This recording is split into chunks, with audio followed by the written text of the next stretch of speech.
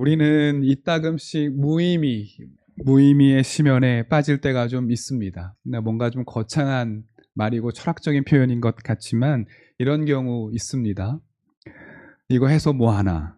그리고 이런다고 바뀌는 것도 없는데 라는 좀 뭔가 객적인 말을 할 때 우리는 무의미 앞에 서게 될 때가 많이 있습니다. 인간은 필연적으로 의미를 찾는 동물이죠. 상황이 아무리 어려워도 그 안에 의미가 있다면 인간은 놀라운 힘을 발휘합니다. 계란으로 바위를 치는 일도 얼마든지 계속할 수 있는 것이 인간입니다. 그 안에 의미만 있다면 말입니다. 반면에 아무리 최적의 조건에 있다고 할지라도 그 안에서 의미를 찾지 못하면 인간은 시들어 갑니다. 뭐랄까요? 분명히 의미가 있을 거야 라고 하면서 열심히 바위를 치고 있었는데 내가 쥐고 있는 것이 계란임을 발견할 때 찾아오는 어떤 그러한 감각 같은 것이 그런 의미일 것입니다. 우리 사회는 지금 매우 어지럽고 혼란스러운 시기를 보내고 있습니다. 지난 12월 3일에 밤에 대통령의 계엄 선언 이후로 우리의 삶은 분명히 이전과 이후가 달라진 것이 사실입니다. 그날 밤 이후에 오늘까지 우리는 여러 역사적인 변곡점을 지나오고 있습니다. 불법의 행위를 바로잡기 위해서 참 많은 사람들이 노력을 하고 있습니다. 계엄 발발 직후에 국회의원들이 국회의 담을 넘어서 계엄의 해제를 결의했고 또 평범한 시민들은 위협에 맞서서 용감히 싸웠습니다. 또 시민들은 매주 광장에 모여서 무너진 법치를 바로 세우라고 목소리를 높였고 국회와 사법부는 이에 응답하면서 여러 가지 일들을 처리했습니다. 사태의 과정을 지켜보면서 모든 일이 순적하게 될 수 있겠구나라는 생각을 하기도 했습니다. 그러나 세상 일이 그렇게 간단하지만은 않은 것 같네요. 거리 곳곳에서는 무례한 말들이 쏟아지기 시작했고 폭력이 또 아무렇지도 않게 자행되는 모습을 우리는 두 눈으로 지켜보았습니다. 사법부의 정당한 판결마저 왜곡하기를 서슴지 않은 사람들이 늘어나고 있고 또 발음과 그름을 객관적으로 판단하기 위해서 애를 쓰는 재판부를 향하여서 외부 세력의 사주를 받았다라는 근거 없는 이야기들이 너무나 많이 쏟아지고 있습니다. 희망이 곧 도착할 줄 알았는데 절망이 엉버티며 비켜서질 않고 있습니다. 시간이 지나면 지날수록 그림자가 더욱 짙어지는 것 같습니다. 자칫 무의미의 수렁에 빠지게 되는 것은 아닌지 두려운 마음이 들기도 합니다. 암울한 정치적 현실 앞에서 이런 거 이렇게 열심히 해서 뭐하나. 어차피 바뀌는 것도 없을 텐데 라는 냉소가 자꾸 입 안에서 나올 것만 같습니다. 함께 말씀에 잇대어서 우리의 이야기 또 답을 함께 찾아가 보면 좋겠습니다. 오늘 우리의 본문은 바다 위에 위태롭게 서 있는 사람들을 향하고 있습니다. 그들은 갈릴리 호수, 그러니까 이 호수의 다른 이름인 게네사렛 호수를 삶의 터전으로 삼고 있는 어부들입니다.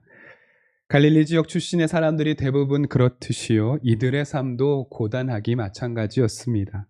가령 이 갈릴리의 사람들은 이중과세의 부담을 안고 있었는데요. 유대의 백성들은 자기 민족의 왕인 헤롯 안티파스에게도 세금을 내야 했고요. 그리고 지배국인 로마를 향해서도 세금을 내야 했습니다. 이중과세인 거죠. 경제적인 어려움 때문에 이들의 형편은 나아지지를 못하고 있었습니다. 그런데 이러한 물질적인 어려움과 함께 이들의 삶을 자꾸만 아래로 끌어당기는 무거운 짐이 하나 있었는데요. 그것은 자기들의 민족인 이 유대 민족을 해방하기 위하여 오신다고 하는 메시아가 수백 년이 지나도록 아직까지 그 땅에 나타나지 않고 있는 현실이었습니다. 이것들이 이 갈릴리 사람들을 괴롭고 힘들게 만들었죠. 어부들은 6일 동안은 힘겨운 조업을 마치고 안식일마다 회당을 찾았습니다. 노곤한 몸이었지만 안식일을 어길 수는 없었습니다. 노동으로 지친 몸을 이끌고 회당에 앉아서 랍비들의 가르침을 들었습니다. 그들은 하나같이 곧 하나님이 보내신 메시아가 자기들을 해방시킬 것이다라고 가르쳤습니다. 어부들은 배운 바가 많지는 않았지만 이 랍비들과 율법학자들의 말씀에 귀를 기울이고 그 말씀을 믿었습니다. 아니, 믿어야 했다는 말이 더 맞을 것입니다. 하나님이 보내신 메시아가 아니라면 자신들의 이 답답한 삶의 굴레를 끊어줄 사람이 없었기 때문입니다. 그러나 오신다는 메시아는 감감무소식이었고 이중과세의 부담은 날마다 계속되었습니다. 어부들은 자꾸만 무의미의 시면 속으로 빠져들어가는 것만 같았습니다. 여러분, 이것을 상징적으로 잘 보여주는 대목이 오늘 본문의 2절 말씀입니다. 예수께서 보시니 배 두 척이 호숫가에 되어 있고 어부들은 배에서 내려서 그물을 씻고 있었다. 주님은 게네사렛 호숫가, 그러니까 갈릴리 호수 혹은 바다로 불리우는 그 큰 담수로 내려갔습니다. 거기에 정박되어 있던 배들이 있었는데 그 앞에서 그물을 손질하고 있는 어부들을 보셨습니다. 여기서 우리는 이 그물을 손질하고 있는 이 이들을 유심히 살펴야 합니다. 언뜻 출항 준비를 하고 있는 것 같죠. 그런데 5절 말씀을 좀 미리 보면은 예수께 이렇게 답합니다. 5절의 앞부분입니다. 시몬이 대답하였다. 선생님, 우리가 밤새도록 애를 썼으나 아무것도 잡지 못하였습니다. 시몬이라고 부르는 한 어부가 주님께 답하기를 우리가 밤새도록 애를 썼으나 아무것도 잡지 못했습니다 라고 말합니다. 그러니까 2절에서 언급하고 있는 그물을 손질하고 있는 어부는 뭡니까? 하루를 시작하는 것이 아니라 그 하루를 마감하는 일정인 것이죠. 밤새 일하고 들어온 겁니다. 꼬박 세운 거라고 볼 수 있겠죠. 여러분, 이 장면을 좀 이해하기 위하여서는 이 그물을 던져서 물고기를 잡는 이 조업의 특성을 좀 알아야 할 필요가 있는데요. 우리는 성경에서 이렇게 배를 타고 고기를 잡는 이 어부들의 모습을 좀 목가적으로 보는 경향이 있는데요. 뭔가 한적한 바닷가에서 그렇죠? 배를 타고 이렇게 나와서 낚싯대를 싹 던져서 뭔가 이렇게 근사하게 물고기를 잡는 듯한 모습을 떠올리고 있지만 현실은 좀 그것과 달랐습니다. 기본적으로 여러분, 출항과 조업은 해가 떨어진 다음에 실시됩니다. 혹시 여러분 가운데 낚시가 취미이신 분 계신가요? 아직은 우리 세대가 낚시가 취미이긴 좀 어려운 시대이기는 한데 물고기는 밤에 잘 잡힙니다. 대낮의 뜨거운 태양을 피해서 물고기들은 깊은 곳에 내려가 있다가 해가 지고 수온이 좀 내려가면 먹이를 찾으러서 수면 근처로 물고기들이 올라옵니다. 이렇게 수면 근처로 물고기들이 올라올 때 비로소 그물을 던져서 수면 근처에 있는 물고기를 잡는 것이 투망식 조업의 기본적인 원리입니다.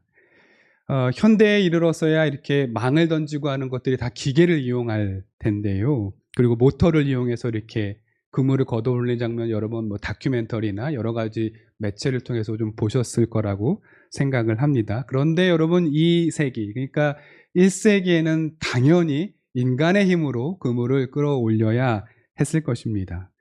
그러니 여러분 한번 생각해 보십시오. 해가 떨어진 다음에 바다로 출항하는 것입니다. 1세기입니다. 지금으로부터 2000년 전입니다. 여러분, 이 당시 어선에 집어등이나 라이트 같은 시설이 있었을까요? 없었을 겁니다. 당대의 어부들은 말 그대로 칠흑 같은 어둠이 깔린 그 바다로 목숨을 걸고 나가는 것입니다. 어둠의 바다에 그물을 던져서 겨우겨우 물고기를 얻고 돌아오는 것이지요. 밤새 일을 하다가 동이 터오르면 그제야 배를 몰고 항구로 돌아갑니다. 항구로 돌아와서 잡은 물고기를 이렇게 분류를 하고 그물을 손질합니다. 그 다음에 새벽에 어시장이 서면 잡은 물고기를 갖다가 어시장에 도매로 넘기고 어부들은 그제야 일을 마치게 되는 거죠. 그러다 오후 반나절 정도 좀 쉬었다가 다시 해가 떨어지면 항구로 나와서 출항 준비를 하는 것이 당시 갈릴리 어부들의 일반적인 모습이었습니다. 그러니 여러분 생각해 보십시오. 빛이 없는 바다로 나가서 밤새 그물질을 했는데 한 마리도 잡지 못하고 항구로 되돌아온 상황입니다. 눈꺼풀은 천근만근이고 어깨에는 피로가 가득 올라와 앉아 있었을 것입니다. 그런데 이런 어부들을 사실 더 힘들고 고단하게 만들었던 것이 있었습니다. 그것은 빈손으로 돌아가야 하는 아비의 마음이겠죠. 오늘 하루 모든 것을 다 공을 치고 가족들에게 빈털터리로 돌아가야 하는 아버지들의 모습, 혹은 주로 남성들이 바다에 나갔기 때문에 그런 남자 가족들의 모습일 것입니다. 이것이 이들을 가장 괴롭게 했겠죠. 오늘 하루치 어획에 실패했으니 내일은 2배로 일해야겠다라고 생각을 하지만 여러분, 다음 날이라고 해서 오늘 못 잡은 물고기가 2배로 많이 잡히기는 아마 어려웠을 것입니다. 이렇게 속 복잡한 심경으로 그물을 정리하고 있는 어부들의 마음속에는 그늘이 지기 시작하겠죠. 이렇게 하는 게 무슨 소용인가 하고 허무가 문을 자꾸만 두드리는 것 같았습니다. 갈릴리의 어부들도 우리와 비슷하게 무의미의 바다 앞에 당도한 것입니다. 말씀을 읽다가 오늘 이 어부들의 심정이 우리와 참 닮아 있지 않나라는 생각이 들었습니다. 최선을 다하고 열심히 공부하고 살아가는 날이 매일인데 우리의 현실은 늘 제자리 걸음인 것 같은 그런 상황. 누구보다 성실했다고 믿는데 다짐했던 목표에서는 점점 멀어져 가는 것만 같은 그런 느낌. 합격, 승진, 채용. 너무 멋진 단어지 않습니까? 합격, 승진, 채용. 이런 기분 좋은 단어들이 자꾸만 나를 비껴가는 것 같은 현실. 우리를 둘러싸고 있는 사회 현실이 좀 나으면 그나마 괜찮겠는데 이쪽도 희망이 없기는 매한가지인 것 같습니다. 우리 사회의 자살률은 위기나 경보 단계를 지나서 거의 재앙 수준입니다. 작금의 정치 상황은 거론하지 않겠습니다. 나의 처지와 우리 사회를 바라보면 어쩌면 우리는 이 무의미의 바다 한가운데를 표류하고 있는 것은 아닐까라는 생각이 들기도 합니다. 이 무의미의 바다를 어떻게 벗어나야 할까? 주님의 말씀을 한번 보겠습니다. 4절입니다. 예수께서 말씀을 그치시고 시몬에게 말씀하셨다. 깊은 데로 나가 그물을 내려서 고기를 잡아라. 주님께서 이렇게 말씀하십니다. 거기 계신 어부님들, 지금 배를 타고 전에 조업하던 곳보다 더 멀리, 더 깊이 들어가서 그물을 내리십시오. 라고 하시는 것입니다. 여러분, 지금 어부들의 상황이 어떻다고 말씀드렸죠? 밤샘 조업으로 심신이 극도로 피곤한 상태입니다. 게다가 아무것도 얻지 못하고 돌아와서 낭망하기가 이를 데 없는 사람들입니다. 주님은 이렇게 삶에 시달린 사람들에게 다시 한번 바다로 나가서 너희들의 일터로 다시 떠나라 라고 말씀하십니다. 우리는 무의미의 바다를 빠져나와야 한다라고 생각을 하지만 주님은 우리에게 그 바다에 계속 머물러 있어라. 아니, 너희가 선 곳보다 더 깊은 곳으로 들어가 보라 라고 말씀하십니다. 우리는 주님께 이렇게 항변할 수 있습니다. 주님, 여기에는 아무런 의미도 없습니다. 제가 최선을 다해서 의미를 찾으려 했지만 아무것도 발견할 수 없습니다. 저는 지쳤습니다. 이제 쉬고 싶습니다. 그러나 주님은 아랑곳 없이 우리의 등을 떠밀고 계십니다. 어부들은 황당했고 어떤 이들은 불편했을 수도 있습니다. 그런데 어부 가운데 한 사람, 시몬이라 불리는 이가 응답합니다. 5절입니다. 시몬이 대답하였다. 선생님, 우리가 밤새도록 애를 썼으나 아무것도 잡지 못했습니다. 그러나 선생님의 말씀을 따라 그물을 내리겠습니다.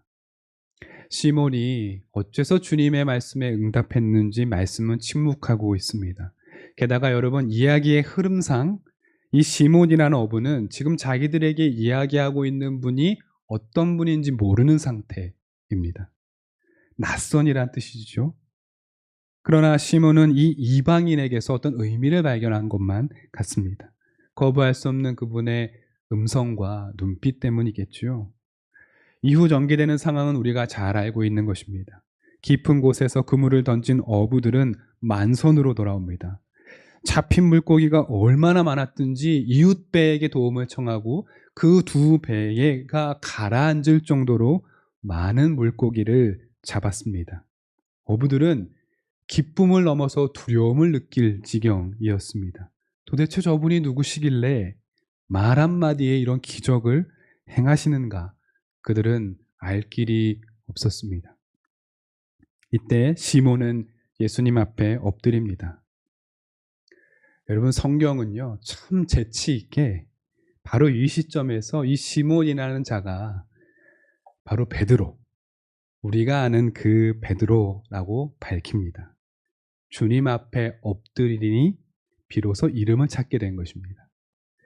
이 베드로가 심히 두려워하며 주님께 이렇게 말합니다. 8절입니다. 시몬 베드로가 이것을 보고 예수의 무릎 앞에 엎드려서 말하였다. 주님, 나에게서 떠나십시오. 나는 죄인입니다. 죄인이라는 표현을 두고 여러분 지나치게 교리적으로 해석할 필요는 없습니다. 우리가 보아야 할 것은 베드로가 엎드린 위치입니다. 그러면 어디입니까? 베드로가 지금 어디에서 무릎을 꿇고 있죠? 바다 한가운데입니다. 흔들리는 배 위.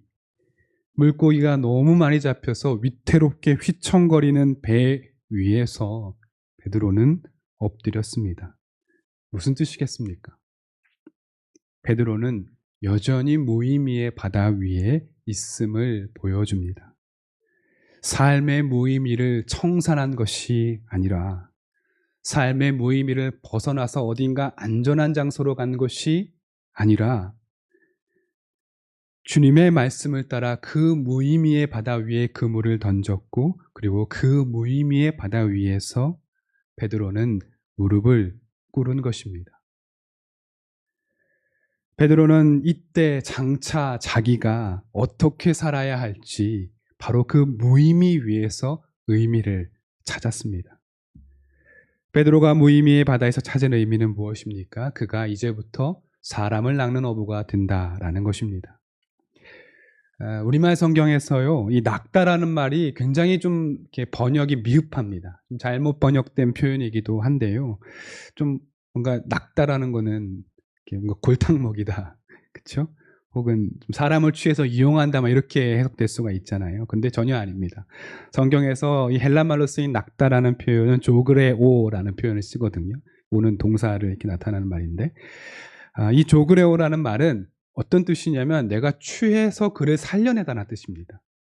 내가 이 사람이 어딘가에 좀 위협 속에 있거나 죽음의 위협 속에 있을 때 이 사람을 얻는 건져서 살려내는 그런 모습입니다. 그러니까 여러분 뭘 생각하면 되냐면 물에 빠져서 허우적거리고 있는 사람을 건져서 그를 다시 숨을 트이게 한다라고 이해하시면 좋습니다. 그러니까 구조 혹은 구출과 같은 의미, 거의 그 의미를 갖고 있습니다. 그러니까 베드로가 찾은 삶의 의미는 이제 자기의 길이 사람을 살려내는 일, 내가 이제 물에 빠진 사람들을 살려내는 일의 의미를 찾은 것입니다. 무의미의 바다에서 그물을 던져서 건져 올린 의미는 바로 사람을 살려내는 일이었습니다. 여러분, 우리는 어쩌면 우리 삶에 들이닥친 이 무의미의 바다에서 어쩌면 아주 오랫동안 혹은 영원히 벗어나지 못할 수도 있습니다. 우리의 삶과 우리의 신앙은 매우 자주 답보 상태일 수도 있습니다. 그러나 주님은 네가 선 바로 그곳, 네가 무의미하다고 여기는 곳, 너의 삶과 일상에 그물을 던지라 라고 말씀하십니다. 아니, 조금 더 깊게 들어가도 좋다고, 무의미의 시면을 두려워하지 말고 그 시면으로 더 들어가도 괜찮다라고 말씀하고 계십니다. 네가 내 말에 의지하여서 그물을 던지면 너는 바로 거기에서 의미를 찾을 수 있게 될 것이다 라고 주님은 말씀합니다. 그리고 그때 발견하는 의미는 사람을 건져내서 그를 살리라라는 말씀입니다. 그러니 여러분 힘을 냅시다. 우리 앞에 당도한 이러저러한 무의미의 순간들이 우리를 괴롭게 하지만 우리는 바로 거기에서 그물을 던져서 의미를 길어 올려야 할 것입니다. 그때 우리는 바로 그 속에서 우리의 손길을 기다리는 어쩌면 죽어가는지도 모르는 우리의 이웃을 살려내는 것입니다. 말씀을 마치기 전에 알베르 까뮈의 페스트에 나오는 한 대목을 여러분들에게 좀 읽어드리겠습니다. 소설 속의 이제 화자이자 주인공은 의사 버나드 리유 박사는요, 개인적인 고통과 어려움을 좀 뒤로하고 헌신적으로 환자들을 살피면서 페스트라고 하는 파괴적인 질병과 사투를 벌입니다. 그렇다고 그에게 어떤 영웅적인 능력이 있었던 것도 아니고 대단한 공명심에 입각하여서 싸움에 임하지는 않습니다. 리유 박사는요, 계속되는 체념과 무의미와 맞서서 매일 치료의 현장에, 방역의 현장에 나아가는 인물입니다. 페스트로 도시가 봉쇄되자 탈출을 기도하면서 또 여러 가지 일들을 벌이는 사람들이 나오는데요. 그 중에 한 사람이 랑베르라고 하는 캐릭터입니다. 이 랑베르는 페스트로 도시가 막히자 그곳을 떠나려고 매일매일 기도하는 사람입니다. 그리고 이 페스트와 맞서 싸우는 사람들을 이해하지 못하는 사람으로 나옵니다. 이 랑베르가 리유 박사에게 당신은 어째서 포기하거나 도망치지 않고 왜 이렇게까지 매일 환자를 돌보느냐고, 전염되는 것이 두렵지 않느냐고, 도망치고 싶지 않느냐고 묻습니다. 이에 리유 박사의 답변이 이러합니다. 여러분 한번 들어보십시오. 리유는 갑자기 피로를 느낀 듯이 일어섰다. 옳은 말씀이에요, 랑베르. 절대로 옳은 말씀이에요. 그러니 무슨 일이 있더라도 지금 하시려는 일에서 마음을 돌려놓고 싶지는 않습니다. 그 일이 내 생각에도 정당하고 좋은 일이라고 여겨지니까요. 그러나 역시 이것만은 말해두어야겠습니다. 즉, 이 모든 일은 영웅주의와는 관계가 없습니다. 그것은 단지 성실성의 문제입니다. 아마 비웃음을 자아낼 만한 생각인지도 모르나 페스트와 싸우는 유일한 방법은 성실성입니다. 성실성이 대체 뭐지요? 하고 랑베르는 돌연 심각한 표정으로 물었다. 일반적인 면에서야 모르겠지만 내 경우로 말하면 그것은 자기가 맡은 직분을 완수하는 것이라고 알고 있습니다. 까뮈의 말이었습니다. 소설적인 시점에서 이 페스트는 정복할 수 없는 전염병입니다. 이에 대항하기 위하여서 필요한 능력이 있다면 그것은 영웅주의가 아니라 매일 아침 일어나서 환자들로 북적이는 병원으로 걸어 들어가는 것이라는 성실함. 그 성실함이란 자기에게 주어진 직분을 완수하는 것이라는 이 리유의 대답은 오늘날 우리에게 많은 생각을 던져줍니다. 어둠과 싸우기 위해서는 자기 위치를 지키며 성실하게 살아내야 합니다. 성실은 일상을 버텨내는 또 지켜내는 가장 큰 그리고 굳센 버팀목입니다. 성경에서 성실은 신실과 같은 말입니다. 히브리 말로 에메르이며 이것은 하나님을 묘사하는 데 중요하게 쓰이는 말입니다. 우리가 하나님은 신실하다라고 했을 때의 그 신실은 성실과 같은 말입니다. 하나님은 성실한 분이십니다. 우리가 비록 매일같이 어떤 무의미와 싸우고 무의미의 바다 위에서 살고 있지만 성실히 우리의 자리를 지켜내며 또 신실하신 하나님을 붙들고 살아갈 때 우리는 어둠과 맞서며 생명을 살리는 삶의 의미를 발견하게 될 것입니다. 베드로가 무릎을 꿇은 곳은 흔들리는 배 위였습니다. 우리도 언제나 흔들리는 배 위에 있을 수밖에 없습니다. 그러나 주님의 말씀을 의지하여 내가 선 곳에서 그물을 던질 때 우리는 분명한 삶의 의미를, 생명을 살려내는 그 의미를 발견해 내리라 믿습니다. 우리 함께 주신 말씀 기억하며 거듭의 기도 드리겠습니다. 하나님, 매일같이 반복되는 일 속에서 어쩌면 나아가지 못하고 늘 정체되어 있는 것 같은 나의 현실과 내 주변의 현실을 바라보며 이런 것이 무슨 의미가 있는가라는 생각에 젖어들 때가 있습니다.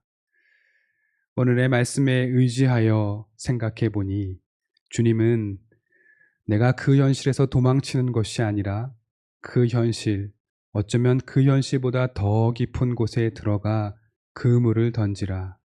그러면 그곳에서 의미를 발견할 수 있을 것이다 라고 말씀하십니다. 나의 삶의 이 중심에서 비록 무의미로 나를 괴롭게 하지만 여기에 그물을 던져 의미를 발견하겠습니다.